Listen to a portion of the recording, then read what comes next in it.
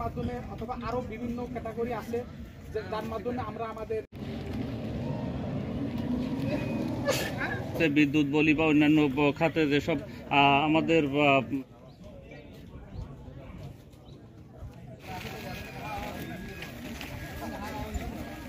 দিয়ে গ্যাস দিয়ে সেই কারণে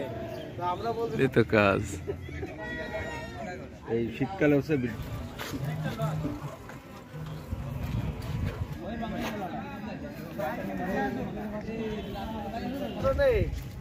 যে আমাদের এই যে জীবাশ্ম জ্বালানি মানে এই যে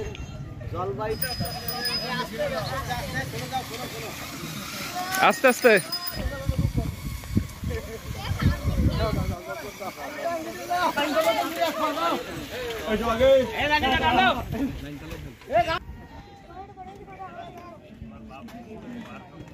মামুন স্যার